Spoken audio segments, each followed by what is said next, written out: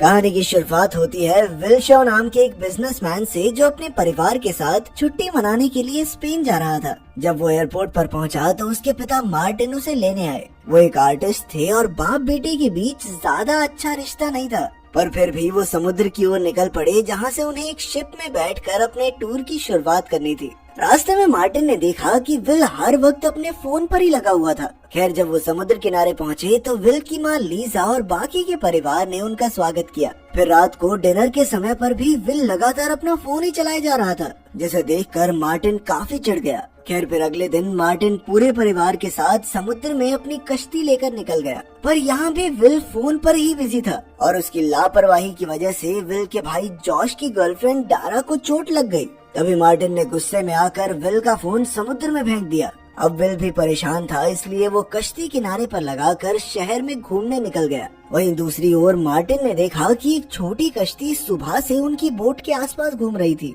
इधर विल जब घूमकर वापस समुद्र किनारे आया तो वहाँ उसे अपनी बोट कहीं भी दिखाई नहीं दी। उसने आसपास के मछुआरों से पूछताछ की, मगर कोई जानकारी नहीं मिली। फिर लोगों ने उसे पहाड़ी के ऊपर जाकर देखने की सलाह दी, क्योंकि वहाँ से पूरे समुद्र का नजारा साफ दिखता था। अब विल तुरंत पहाड़ी के ऊपर गया और वहाँ से उसे अपनी नाव दिखाई दी। वो फटाफट तैरकर नाव के पास पहुँचा, मगर ये क्या, वो नाव तो बिल्कुल खाली थी। ये देखकर विल का दिल डूबने लगा, क्योंकि उसे एहसास हो गया था कि यहाँ पर कोई तो दुर्घटना जरूर हुई है। अब विल बिना समय गवाए शहर के पुलिस डिपार्टमेंट में पहुंचा और पुलिस से मदद मांगने की कोशिश की, मगर वहाँ किसी ने उसकी पुकार नहीं सुनी। पर जैसे ही विल ने अपना पूरा नाम बताया तो फिर वहाँ पर हलचल हुई और सभी पुलिस वाले तुरंत काम पर लग गए। थोड़ी ही देर में विल और कुछ पुलिस वाले उस जगह पहुँचे जहाँ उनकी नाव खड़ी थी। अचानक विल ने देखा कि एक आदमी पहले से किनारे पर उसका इंतजार कर रहा था और तभी विल को एहसास हुआ कि कुछ तो गड़बड़ है, इसलिए वो पुलिस से बचकर भाग निकला। तब पुलिस वाले भी उसका पीछा करने लगे और आखिरकार उन्होंने विल को धर दबोचा, मगर ऐन वक्त पर मार्टिन ने वहां आकर विल की जान बचाई। उसने सभी पुलिस वालों की धुलाई कर दी और फिर विल को साथ लेकर फरार हो गया। रास्ते में उसने विल को बताया कि वो कोई आम आर्टिस्ट नहीं है, बल्कि एक CIA एजेंट है। वो पिछले 20 साल से CIA के लिए काम कर रहा था। अब CIA का एक खास दस्तावेज उसके कब्जे में है, जिस वजह से उन्होंने मार्टिन के परिवार को अगवा कर लिया है। फिर मार्टिन को कैरेक नाम की एक औरत का फोन आया और उसने मार्टिन को मिलने के लिए बुलाया, लेकिन वहाँ जाने से पहले मार्टिन विल को अपने एक अलग अपार्टमेंट में लेकर आया, जिसके बारे में किसी को नहीं पता था। उसने वहाँ से कई हथियार उठाए और फिर डिएगो नाम के एक आदमी के लिए मैसेज छोड़ा। वहीं दूसरी ओर बिल्डिंग की छत पर एक स्नाइपर अपनी राइफल के साथ तैयार होकर मार्टिन के आने का इंतजार कर रहा था। इधर मार्टिन ने विल से कहा कि कैरेक उसकी दोस्त है, पर फिर भी विल को अपनी सुरक्षा के लिए गाड़ी में ही रहना होगा। जब मार्टिन अंदर गया तो कैरेक ने उसे चुराया हुआ सूटकेस किडनैपर्स के हवाले करने को कहा, ताकि वो अपने परिवार को छुड़ा सके।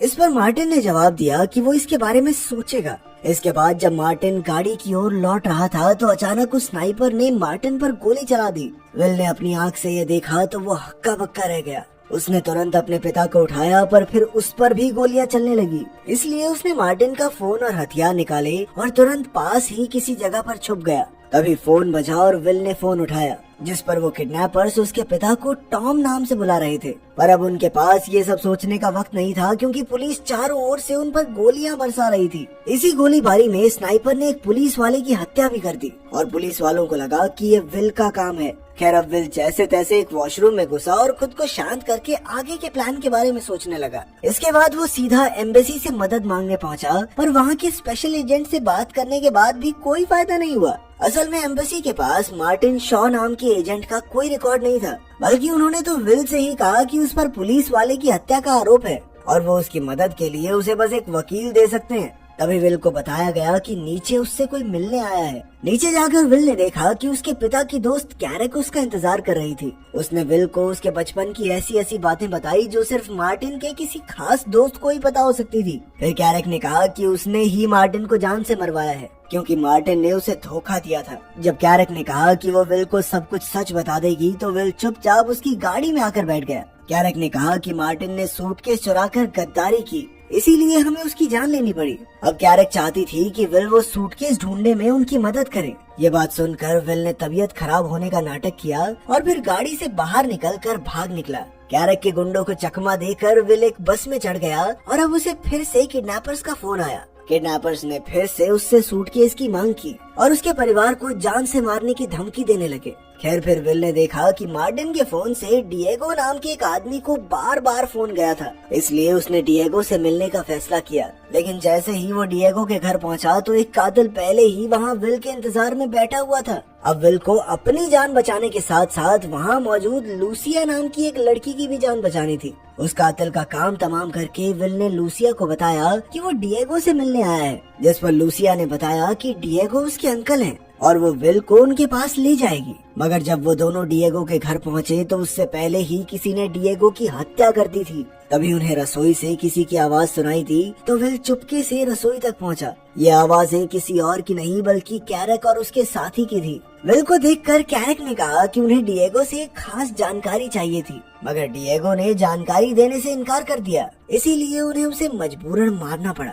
ये सुनकर लूसिया ने उन पर हमला कर दिया और विल तुरंत लूसिया को लेकर छत की ओर भागा। यहाँ से वो तारों के जरिए नीचे आ गिरे और फिर लूसिया विल को एक स्कूटर पर बैठाकर भाग निकली। इधर कैरक अब भी विल को मारना चाहती थी क्योंकि वो मार्टिन की मौत का इकलौता चश्मदीद गवाह था। कुछ देर बाद विल की तबीयत बिगड़ी तो लूसिया ने देखा कि उसे तो गोली लगी थी, इसीलिए वो तुरंत उसे अपनी एक सहेली के यहाँ ले गई। जल्द ही विल बेहोश हो गया और लूसिया ने अपनी सहेली के साथ उसका इलाज किया। बाद में जब विल को होश आया तो लूसिया ने उससे पूछा कि आखिर ये सब चल क्या रहा है। फिर जब उसने विल के पिता की तस्वीर देखी तो उसने कहा कि वो टॉम को जानती है।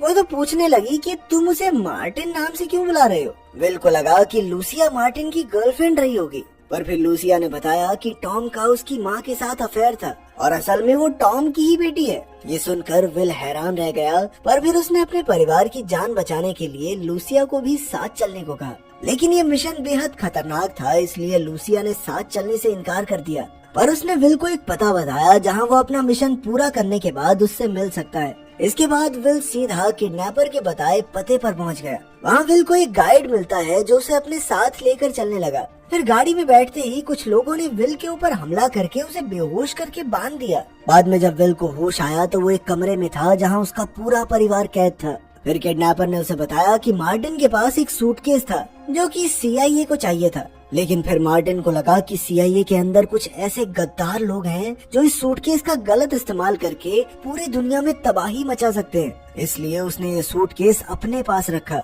पर अब उसकी भी हत्या हो गई और फाइनली ये सूटकेस कैरक के कब्जे में था। इसके बाद किडनैपर ने कहा कि वो विल के परिवार को तभी रिहा करेगा जब विल उसे वो सूटकेस ला कर दे। इसके बाद गुंडों ने विल को सड़क पर फेंक दिया और विल उसी क्लब में गया जहां लूसिया उससे मिलने वाली थी। वहाँ उसने कैरक को पकड़ने के लिए लूसिया से मदद मांगी और लूसिया ने अपने साथियों को बुला लिया। फिर विल ने कहा कि वो अपने क्रेडिट कार्ड का इस्तेमाल करेगा और जल्द ही इसकी भनक कैरक को लग गई। फिर वो खुद ही उसका पीछा करते हुए आएगी और तब विल कैरक को पकड़कर उससे सूटकेस छीन लेगा। अब प्लान के मुताबिक विल ने क्लब में क्रेडिट कार्ड का इस्तेमाल किया और थोड़ी ही देर में कैरक के गुंडे वहां पहुंचे। उन्होंने विल और उसके साथियों पर हमला कर दिया, पर विल की टीम भी कोई कम नहीं थी।